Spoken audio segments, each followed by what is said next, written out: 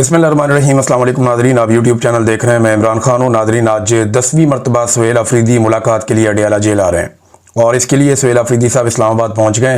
अरकान को ये कह दिया गया कि आप लोग भी पहुँचें और कारकुनों की तादाद भी अब अडयाला जेल के बाहर पहुँचेगी। इससे पहले हमने देखा कि 2 दिन पहले अलीमा खानम पे और इमरान खान साहब की जो बाकी बहनें हैं उनके ऊपर और वहाँ मौजूद कारकुनों के ऊपर वाटर कैनन का इस्तेमाल किया गया आधी रात को सर्दी में, और कुछ लोग इसको बड़ा नॉर्मलाइज कर रहे थे। कुछ नहीं होता, बिल्कुल ये नॉर्मल है, ये पूरी दुनिया में होता है। तो ठीक है, जो चीज़ जहाँ जहाँ दुनिया में बुरी होती है वो सारी इकट्ठी करके पाकिस्तान में ले आए, और जो अच्छी चीज़ें दुनिया में होती हैं वो कभी भी उसको काबिल तकलीद हम नहीं समझते। अब ये जो जर्नलिस्ट इस किस्म के बयानियाँ बना रहे हैं ना कि कुछ भी नहीं होता, मैंने इनको छोटी छोटी बातों पर मातम करते हुए और चिल्लाते हुए देखा है। ये तत्ते तवे पे बैठ जाते थे जब ज़रा सा हल्की सी छींक भी नवाज शरीफ साहब को जेल में आ जाती थी। ये मियाँ साहब की ज़िंदगी की ज़मानत मांगते थे, ये अदालतों में जाकर गिड़गिड़ाते थे कि नवाज शरीफ साहब को खुदा के वास्ते हमारा नवाज शरीफ हमें वापस कर दो। ये काम ये लोग करते थे। लेकिन आज इन्होंने किबला अपना किसी और तरह का बदला हुआ है। इंसानी हकूक़ के मामलात में इन्हें फ़िक्र ही नहीं है इस बात की, इनका अपना मामला चलता रहना चाहिए। सुहेल अफरीदी साहब जो हैं वो आज 10वीं मरतबा आएंगे निज़ाम को नंगा करने के लिए। ऐसा लगता तो नहीं है कि मुलाकात करवाई जाए, लेकिन अगर मुलाकात करवा दें तो इससे फ़र्क कोई नहीं पड़ता, क्योंकि अब आसिम मुनीर साहब इस्तिस्ना भी ले चुके हैं।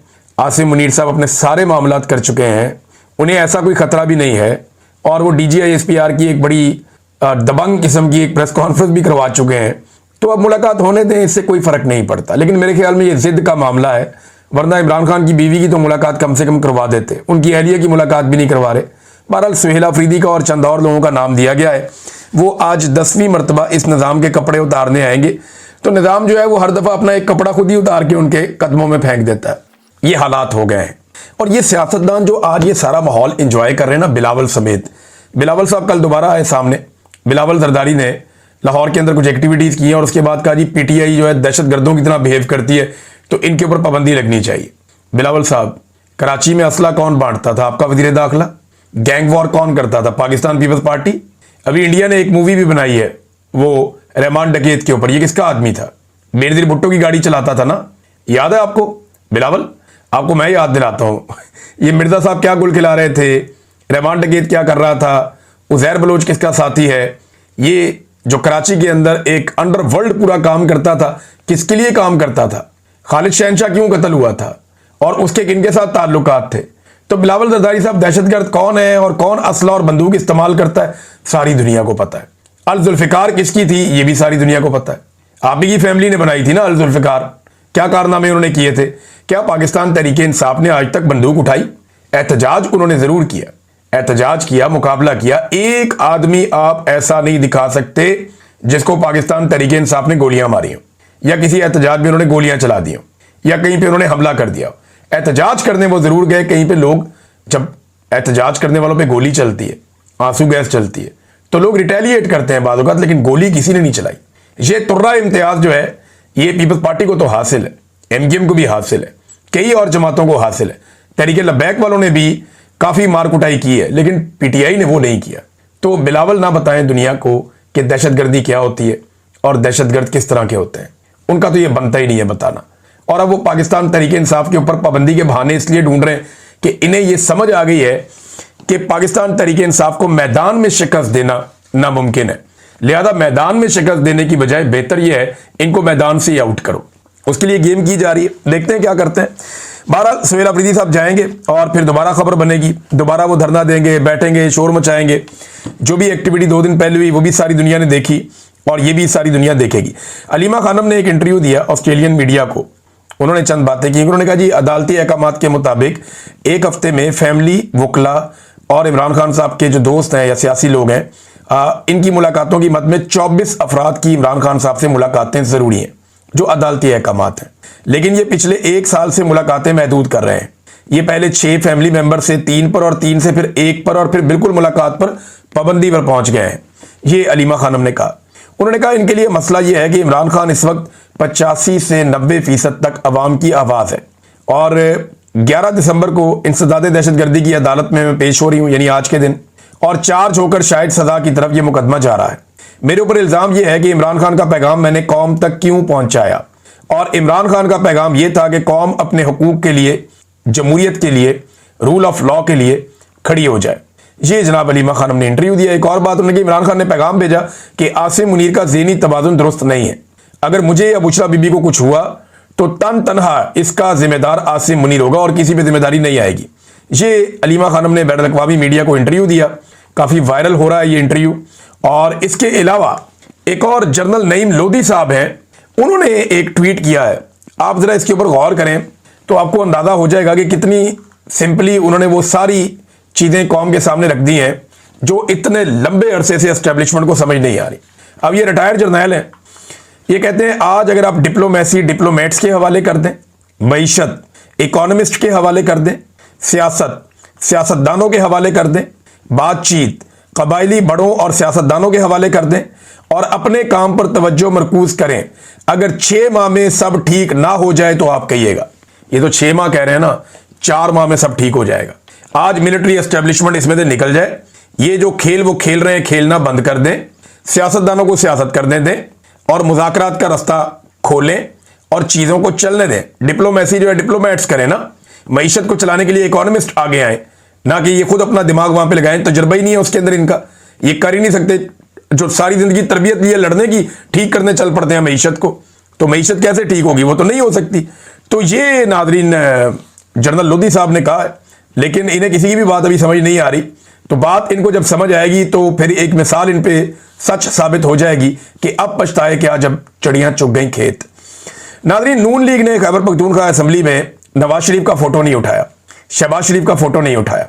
यानी पीटीआई जहां जाती है इमरान खान का फोटो उठाती है ना, यास्मीन राशिद का किसी पॉलिटिकल लीडर का फोटो उठाती है, लेकिन यहां नून लीग ने खैबर पख्तूनख्वा की असेंबली में नवाज शरीफ का नहीं, शहबाज शरीफ का नहीं, मरियम नवाज का नहीं, बिलावल का नहीं, कैप्टन सफदर का नहीं, उसके बेटे का नहीं, उसकी बेटी का नहीं, किसी का फोटो नहीं उठाया। बल्कि खैबर पख्तूनख्वा का जो सदर है अमीर मुकाम, उसका भी नहीं। इन्होंने फोटो उठाया आसिम मुनीर साहब का। यानी अब यह वक्त आ गया नून लीग का कि वो आसिम मुनीर साहब का फोटो उठाते हैं अपने लीडर के तौर पे असेंबली के अंदर जाके। देखिए, और आगे से जवाब क्या मिला? जवाब ये मिला कि ये पाकिस्तान का आर्मी चीफ है, ये तुम्हारा तो नहीं है, ये फौज का जनरल है, तुम्हारा लीडर नहीं है। वोट को इज्जत दो कहते कहते बूट को इज्जत दे दी। इनकी ड्यूटी बूट चाटने की लगी हुई है। ये तो खुद आसिम मुनीर का शुक्रिया अदा करते हैं कि इन्हें असेंबली में लेकर आए। तो नादरीन, ये असेंबली में तस्वीर पता क्यों लाई गई थी? ये इसलिए लाई गई थी कि पाकिस्तान तहरीक इंसाफ के अरकान गुस्से में आए और कोई झपट के इनसे तस्वीर छीने और कोई वीडियो बने, उसके बाद कोई बहुत बड़ा मुद्दा खड़ा हो जाए और एक नई बहस शुरू हो जाए मुल्क के अंदर। लेकिन पीटीआई उन्होंने भिगो के लित्तर मारे नून लीग को, लेकिन तस्वीर नहीं उन्होंने छीनी, बल्कि बाद में उन्होंने वो इजलास ही खत्म कर दिया। तो ये नून लीग की औकात रह गई है टोटल। उनकी सारी सियासत का इन्हिसार आसिम मुनीर साहब पर है। नवाज शरीफ पे या शहबाज शरीफ पे या कारकर्दगी पे या इनकी सियासत पे या इनकी मकबूलियत पे, किसी चीज़ पर उनका इन्हिसार नहीं है। इनका सारा इन्हिसार आसिम मुनीर साहब पे है कि वो इन्हें बचाएंगे। और आसिम मुनीर साहब को ना, मैं एक वैसे कभी मैं मशवरा देता नहीं, किसी को भी नहीं देता, लेकिन यहाँ हालात इतने ख़राब हैं कि उन्हें चाहिए कि अपने जो मुशीरान है ना, उनको ज़रा तब्दील करें। ख़ास तौर पे जो लोग उन्हें तकरीरें लिख के देते हैं, उन्हें बताते हैं क्या कहना है क्या नहीं कहना। कोई भी असरदार बयानियाँ बनाने में पाकिस्तान की मिलिट्री एस्टेब्लिशमेंट अभी तक मुकम्मल तौर पर नाकाम रही है। आसिम मुनीर साहब कोई भी एक ऐसी तकरीर या एक ऐसा जुमला नहीं कह पाए जो कौम जिसको फॉलो कर रही हो, या उसको अब पुराना माल ले आते हैं, उसकी नई पैकिंग करके बेचने की कोशिश करते हैं। यानी वही बातें जो ज़ियाउल हक के दौर से चली आ रही हैं, वही बातें जो मुशर्रफ के दौर से चली आ रही हैं, जो बातें गुज़िश्ता डिक्टेटर्स कह चुके हैं, वही बातें दोबारा होती हैं। यानी हरमैन शरीफैन की हिफाजत वाला जो बयानिया है, वो आपको याद है कि जनरल मुशर्रफ ने भी बेच दिया था, जनरल ज़ियाउल हक ने भी मादी में बेच दिया था। अब तो यानी हमारा एक नया बयानिया होना चाहिए कि हम हमास के हथियारों से इसराइल की हिफाजत करने जाएंगे और इसराइल के तहफ़्फ़ुज़ की ज़मानत जो फ़ौजें देगी, उनमें एक पाकिस्तान की फ़ौज भी मुबैना तौर पे हो सकती है। अब तो बयानिया ये बनाना चाहिए। इमरान खान ने रियासत मदीना कहा, उसकी जगह पे जनरल साहब को बताया गया कि आप रियासत तैयबा का नाम ले लें, तो क्या फ़र्क है? यानी इमरान खान का बयानिया ही अगर आपने बाद में लेकर आना था, तो फिर इमरान खान को निकालने का फ़ायदा क्या हुआ अगर उसी की नकल करनी है तो? और पाकिस्तान जिंदाबाद की जगह पाकिस्तान हमेशा जिंदाबाद इन्होंने लगा दिया। अब जिसने भी ये मशवरा दिया हमेशा जिंदाबाद वाला, उसके तो दिमाग पे मुझे मातम करने को दिल करता है। भाई पाकिस्तान जिंदाबाद, जिंदाबाद का मतलब क्या है? कि ये हमेशा जिंदा रहेगा, इसमें हमेशगी शामिल है। ये पाकिस्तान हमेशा जिंदाबाद, ये क्या है? आप जोर से कहें ना पाकिस्तान, तो आगे से सारी दुनिया ये कहेगी हमेशा जिंदाबाद, कोई नहीं कहेगा। जब आप कहेंगे पाकिस्तान, सारे बोलेंगे जिंदाबाद। तो चंगा भला पाकिस्तान का 78 साल से नारा चल रहा था और किसी बंदे ने यह मशवरा दे दिया कि जनाब आप ना कहा करें पाकिस्तान हमेशा जिंदाबाद। और भाई जिंदाबाद के अंदर जो है वो हमेशगी ऑलरेडी मौजूद है। ये उर्दू को जानने वाला कोई बुनियादी जानने वाला आदमी भी बता देगा कि ये जुमला ही गलत है। पाकिस्तान जिंदाबाद ये रियल वर्ड है। जब आप हमेशा जिंदाबाद कहते हैं तो जिंदाबाद का मतलब ही हमेशा का है। जिंदाबाद यानी जिंदा रहेगा, तो उसमें हमेशगी पहले से ही आ गई है। बहरहाल लिख के देने वाले भी जो है ना वो नैले ही है। मुझे लगता है जनरल साहब को अपनी टीम के बारे में सोचना चाहिए। अब नादरीन ने कुछ इतलात आ रही हैं और ये मेरे पास बराह रास्त नहीं है। जर्नलिस्ट हैं, रियाजुल हक साहब हैं, कुछ और लोग हैं, कुछ लोगों ने वीडियो भी इस पे बनाई है। वो दावा कर रहे हैं कि फैमिली ब्लॉगर्स और टिकटॉकर्स को इकट्ठा किया जा रहा है और बजाहिर यह है कि कोई बिग ब्रदर है जो इकट्ठा कर रहा है और उसको कोई फरिश्ता करार दिया जा रहा है कि बिग ब्रदर जो है वो फरिश्ते हैं, बड़े कमाल लोग हैं। देखिए मैं चंद चीजें सामने रख देता हूं, ये जरा फैमिली ब्लॉगर्स भी गौर से मेरी बात सुन लें। मुझे उनसे बड़ी हमदर्दी है। मैं एक्चुअली ये चीजें देखता नहीं हूं, मेरी दिलचस्पी सिर्फ सीरियस कंटेंट में होती है। अपना रिसर्च के लिए इतना टाइम गुजर जाता है, सारा दिन खबरों के अंदर चीजें पढ़ने में, बहुत सारी चीजें लिखने में। मैं बल्कि किताब के ऊपर काम कर रहा हूँ, कुछ डॉक्यूमेंट्रीज पे काम कर रहा हूँ, तो बिल्कुल टाइम मिलता ही नहीं है। फिर कोई ना कोई इवेंट्स आ जाते हैं। पीछे फ्लड था उसमें बहुत भाग दौड़ करनी पड़ी, अभी हर हफ्ते कोई ना कोई इवेंट आ जाता है तो उसमें भी जाना पड़ता है, टाइम मिलता नहीं है। लेकिन मैं इन्हें एक मशवरा लगे हाथों दे देता हूं कि इन्हीं बिग ब्रदर्स की वजह से आज तक पाकिस्तान में इदारे नहीं बन पाए। इन्हीं की वजह से कभी सियासी और माशी इस्तेहकाम पाकिस्तान में नहीं आया। इन्हीं बिग ब्रदर्स की वजह से क्लाशनकोफ कल्चर पाकिस्तान में आया। इन्हीं की वजह से आधा पाकिस्तान 1971 में टूट गया। बलूचिस्तान और कबायली इलाकों में जबरी गुमशुदगियां यही बिग ब्रदर्स करते हैं। उसामा बिन लादेन पाकिस्तान में इन्हीं की वजह से मारा गया। जबरी गुमशुदगियां पाकिस्तान में जितनी भी हो रही हैं, चाहे वो सहाफियों की हो रही हैं, चाहे वो सियासतदानों की हो रही हैं, चाहे बाकी लोगों की हो रही हैं, यानी इसमें वकला की भी हुई हैं, और जितने इंसानी हकूक के लिए आवाज उठाने वाले लोग हैं उनको जबरी तौर पे लापता किया गया है। ये सारी जबरी गुमशुदगियां, इनके पीछे आपके बिग ब्रदर्स ही होते हैं। हुकूमतें बनाने और गिराने में भी बिग ब्रदर्स होते हैं। चादर और चार दीवारी का तकद्दुस जब भी पामाल होता है तो पुलिस वालों के साथ कोई ना कोई बिग ब्रदर होता है। कायदे आजम फातिमा जना, लियाकत अली खान, हुसैन शहीद सोहरवर्दी, वली खान, जुल्फिकार अली भुट्टो, बेनजीर भुट्टो और इमरान खान तक तमाम लीडर्स जो निशाना बने इन्हीं बिग ब्रदर्स का निशाना बने। यानी इन्हीं बिग ब्रदर्स ने जनरल बाजवा की एक्सटेंशन की ख्वाहिश पर मुल्क में रजीम ही तब्दील कर दिया और इन्होंने ही 2024 का पाकिस्तान के जो मैंडेट है, अवाम ने जो मैंडेट दिया था, पूरा इलेक्शन बिग ब्रदर्स ने चोरी कर दिया। मन मर्जी की FIR लोगों के ऊपर करवा दी। सहाफियों को, वकीलों को, इंसानी हकूक के लिए आवाज उठाने वालों और अपने हकूक मांगने वालों तमाम तबकात के लोगों को जबरी तौर पर लापता किया। जजों और सियासतदानों के कमरों में जो खुफिया कैमरे लगाए गए वो भी बिग ब्रदर्स के ऊपर इल्जाम लगता है। ब्यूरोक्रेसी को अपनी मर्जी से इन्हीं बिग ब्रदर्स ने चलाया। सियासी मामलात में कभी बराह रास्त और कभी बिलवास्ता मुदाखलत करते रहे यही बिग ब्रदर्स, और बार बार इन्होंने अपने हलफ को तोड़ा। कायदे आजम मोहम्मद अली जिन्ना जो पाकिस्तान के बानी हैं, उनके फरमान की भी इन्होंने खिलाफ वर्जी की। कभी ये जहादी बनाते हैं, कभी दहशतगर्द बनाते हैं। तो पाकिस्तान में जो एक तजर्बागाह बनाकर रख दी गई, पाकिस्तान को एक ऐसी लेबॉर्ट्री बना दिया गया जहां हर तरह का तजर्बा हुआ, तो इन तजर्बों के पीछे सबसे ज्यादा बिग ब्रदर्स रहे हैं। देखिए, हमें पाकिस्तान में किसी बिग ब्रदर की जरूरत नहीं है। हमें पाकिस्तान में आईन की बालादस्ती की जरूरत है, रूल ऑफ लॉ की जरूरत है, इंसानी हकूक और शख्सी आज़ादियों की जरूरत है, आज़ाद अदलिया और आज़ाद मीडिया की जरूरत है, मैंडेट के एहतराम की जरूरत है। पाकिस्तान में रूल ऑफ लॉ चाहिए, मुल्क में मेरिट की जरूरत है। अब इन टिकटॉकर्स को या यूट्यूबर्स को, जो फैमिली ब्लॉगर्स हैं, इनको जो अफसरान तंग कर रहे थे ना, ये अफसरान मेरिट के ऊपर नहीं आए हुए थे, ये मेरिट के खिलाफ आए हुए थे ज्यादातर लोग।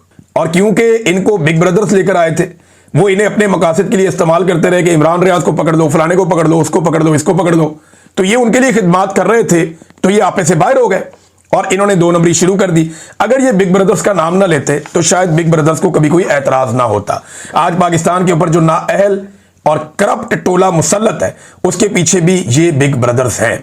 अब ये जो टिकटॉकर्स हैं या जो फैमिली ब्लॉगर्स हैं, या तो एस्टेब्लिशमेंट अपने अरबों के बजट में से इनको करोड़ों रुपया दे हर महीने ताकि इनका नुकसान ना हो। और देखें, अवाम की राय के खिलाफ अगर कोई वारदात वाकई डाली जा रही है तो मैं एक बात सीरियसली बता दूं कि पाकिस्तान के जो सबसे बड़े सियासी एक्टर्स हैं ना, वो इस मुल्क में नाकाम हो गए। एक्चुअली तो ये लोग इंटरटेनर्स हैं, ये लोगों को इंटरटेन करते हैं।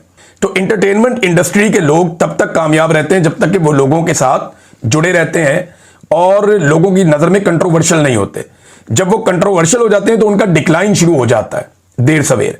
तो इस चीज से बचने के लिए इन तमाम फैमिली व्लॉगर्स को मेरा ये मशवरा है कि अगर आप पे दबाव डाला भी जा रहा है तो कोशिश करें कि जितना हो सके इस कंट्रोवर्सी से आपने बचना है। बिग ब्रदर आपको थोड़ी देर के लिए अच्छा लग सकता है, हमें भी थोड़ी देर के लिए बहुत अच्छा लगता था, लेकिन ये ज्यादा देर के लिए या लंबे अरसे के लिए ये नुकसानदेह है और इसने पाकिस्तान को बहुत नुकसान पहुंचाया। तो आप इससे महफूज रहें और अपना काम करें, अपने काम पर तवज्जो दें। आप लोग अच्छा एंटरटेन कर रहे होंगे लोगों को, तो लोगों को एंटरटेन करें, उन्हें खुश रखें और आप खुद भी खुश रहें और अल्लाह ताला आप सबको अपने हिफ्ज़ व अमान में रखे। लेकिन इस तरह की अगर कोई चीज़ आप करने जा रहे हैं तो एक मरतबा सोचिएगा ज़रूर, क्योंकि बाद में फिर आपको भी ये कहना पड़ेगा कि अब पछताए क्या जब चिड़ियाँ चुग गई खेत। तो इससे आपने बचना है। नाज़रीन, एक खबर मैं आपको और देता हूँ। देखिए, पाकिस्तान में और भारत में एक ही दिन में 2 एक्टिविटीज़ हुई और दोनों एक्टिविटीज़ में आपके सामने रखूंगा तो आपको फ़र्क पता चल जाएगा। एक ही दिन अमेज़ॉन ने यह ऐलान किया कि वो भारत में $35 अरब की सरमायाकारी करने जा रहा है और उसी दिन पाकिस्तान ने यह ऐलान किया कि IMF पाकिस्तान को $1.3 अरब कर्जा देने जा रहा है। अंदाजा करें आप, ये भारत है और ये पाकिस्तान है। एक के तैयारे गिरे और एक ने गिराए, लेकिन हम कहां खड़े हैं? $35 अरब सिर्फ एक कंपनी भारत में सरमायाकारी लेकर आ रही है और पाकिस्तान से सारी कंपनियां जो बैनुल-अक़वामी थी वो एक एक करके भागती जा रही हैं, पाकिस्तान से निकलते जा रहे हैं। तो ये कॉन्फिडेंस क्यों नहीं कर रहे लोग पाकिस्तान पे? $1.3 अरब पाकिस्तान ने लिया, क्या हम इसी काम के लिए रह गए हैं, कर्जे लेने के लिए? और भारत सरमायाकारी भारत के अंदर लेकर आ रहा है। पाकिस्तान इतनी सरमायाकारी पिछले कई सालों में नहीं ला सका जितनी एक एक सौदे में भारत अपने मुल्क के अंदर ले आता है। बेशक वो बड़ा मुल्क है, लेकिन हमारे पास भी पोटेंशियल है, हम उनके साथ ही आजाद हुए। हमारे रुपए की जो कदर है वो भारत से ज्यादा थी, आज भारत से कम है और बहुत कम है। इसके लिए कौन जिम्मेदार है?